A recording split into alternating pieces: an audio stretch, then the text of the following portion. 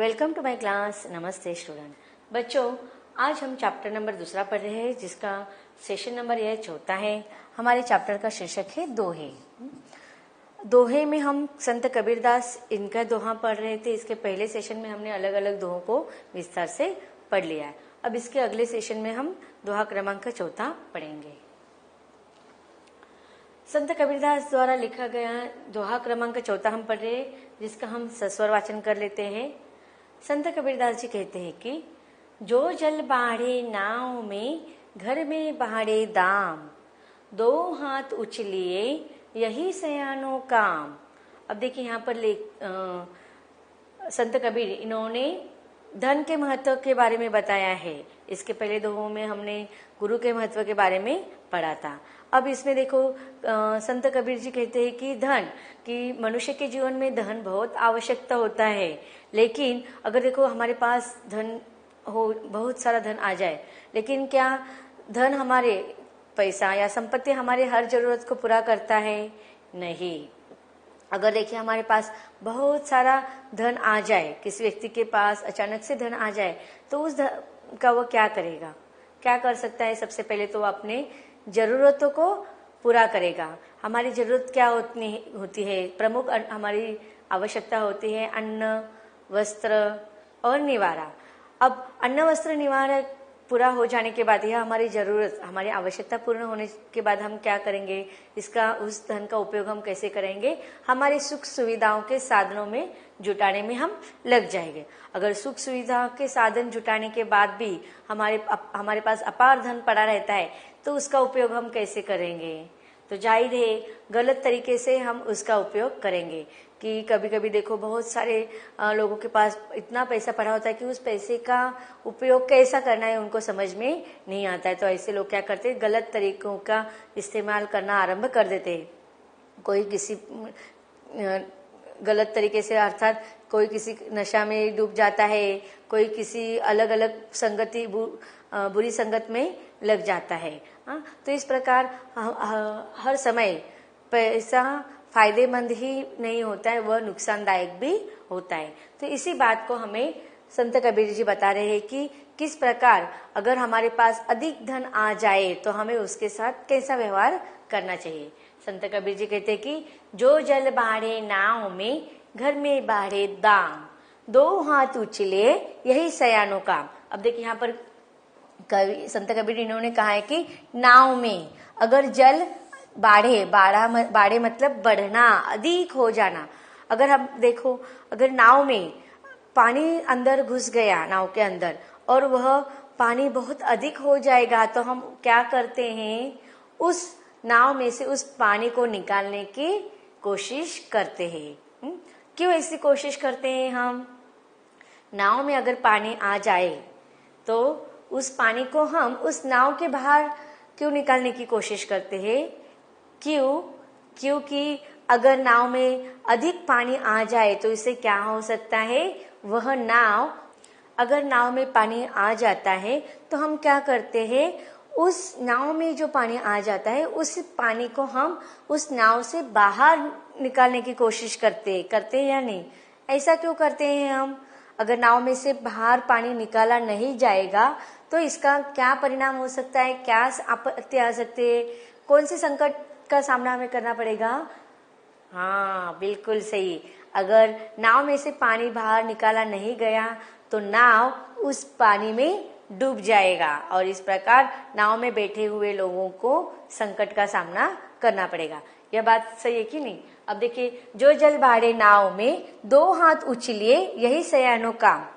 अब सयाना का अर्थ क्या होता है? समझदार। अब समझदारी का काम कौन सा है? कि दोनों हाथ उछलिए। दोनों हाथ मतलब दोनों हाथ क्या?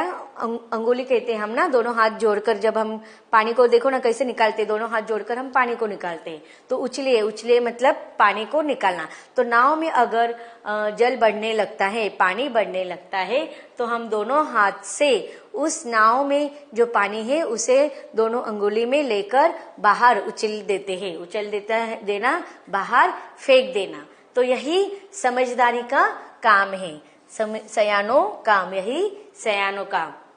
अभी आपको कठिन शब्द का अर्थ समझ में आ गया है ना। जल, जल का अर्थ क्या है? पानी।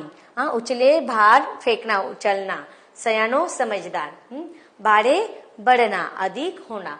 अब देखिए यहाँ पर नाव के साथ अगर पानी बढ़ जाता है, आ जाता है, तो उसे कौन सी समझदारी का काम है? उस पानी को नाव से बाहर फेंकना, फेंक देना। अब कवि कहते हैं कि उसी प्रकार घर में बाढ़े दाम। दाम का अर्थ क्या है? दाम। समझ में आ गया? पैसा। Very good. तो धन, संपत्ति, दौलत। तो कवि यही कहते हैं कि अगर घर में भी धन संपत्ति अधिक हो जाए तो हमें क्या करना चाहिए? बाढ़े। बाढ़े मतलब बढ़ना, ज्यादा, अधिक। तो घर में अगर धन संपत्ति, धन दौलत अधिक हो जाए तो हमें भी उसे बाहर फेंक देना है। ऐसा हम कर सकते हैं? बिल्कुल नहीं। हमारा स्वभाव तो कैसा होता है? लालची होता है। हमें तो जितना भी धन दौलत मिले वो तो कम होती है। लेकिन जैसे कि मैंने पहले बताया आपको कि हर बार पैसा फायदेमंद नहीं होता है, उसे नुकसान भी पहुंचता है। अगर जितनी जरूरत है उतना ही धन आवश्यकता के अनुसार अगर हम रहेगा तो ही हमारे जीवन का मेंटेनेंस रहेगा। नहीं तो अधिक पैसा आ जाएगा तो हम उसका गलत प्रयोग करते हैं, हम व्यसनाधीन हो जाते हैं, गलत तरीके से इसका उपयोग करना आरंभ कर देते हैं। तो उसी प्रकार जैसे कि यहाँ पर कवि कह रहे कि नाव में जिस प्रकार से हम पानी बढ़ने पर, पानी आ जाने पर उसको दोनों हाथ से उंगली में पानी को पकड़कर बाहर निकाल देने में ही समझदारी होती है, उसी प्रकार घर में अगर धन दौलत अधिक बढ़ जाता है तो हमें उसे क्या कर देना है? दोनों हाथ से उसका दान कर देना है। उसे दान कर देने में ही हमारी समझदारी है।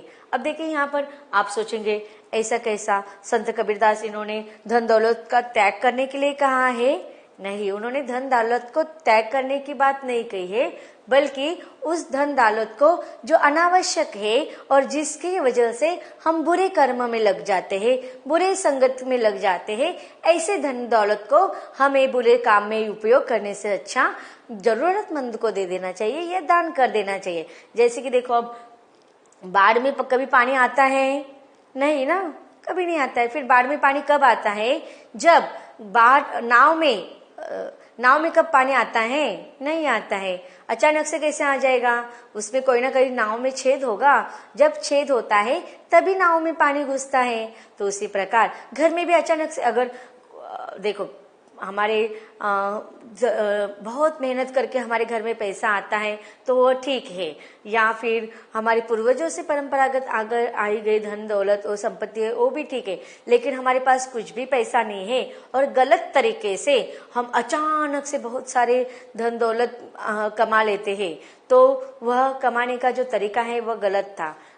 जिस प्रकार से नाव में छेद होता है तब भी पानी आता है, उसी प्रकार घर में भी गलत तरीके से ही अधिक धन की निर्मित होती है या अधिक धन बढ़ता जाता है। तो ऐसे बिना किसी अच्छे कार्य किए बिना ही जो पैसा आता है वह अच्छा नहीं होता है। तो ऐसे समय हमें ऐसे बुरे कर्म के द्वारा कमाया गया या अचानक से बुरे कर्म के माध्यम से आया हुआ धन हमें क्या करना है? उसका उपयोग जितना आवश्यकता है उतने ही आवश्यक चीजों के लिए करना चाहिए, और अनावश्यक जो धन दौलत है उसको हमें दान कर देने में ही हमारी समझदारी है।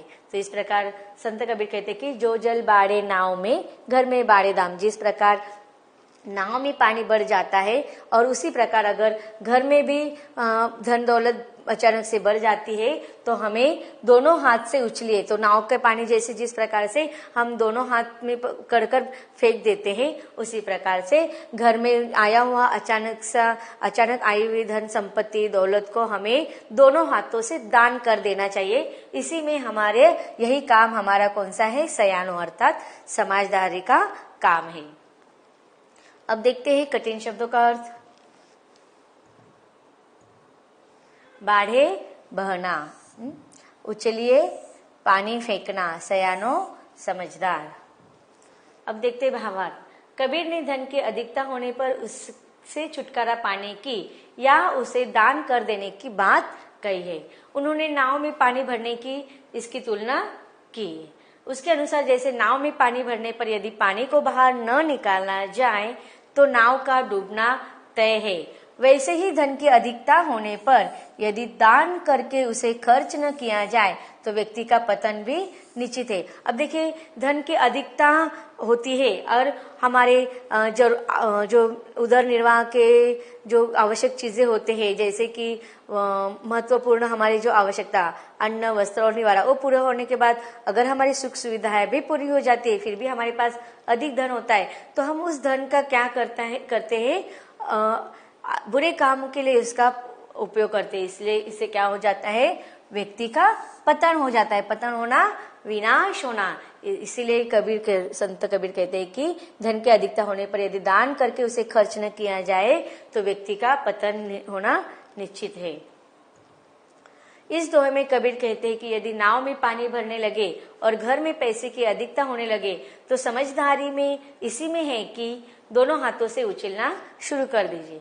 नाव में पानी भरने पर उसका डूबना निश्चित है, इसलिए जैसे ही पानी भरने लगता है, नाविक क्या करता है, उसे अपने दोनों हथेलियां मिलाकर अर्थात अंजुरी बनाकर बाहर फेंकने लगता है।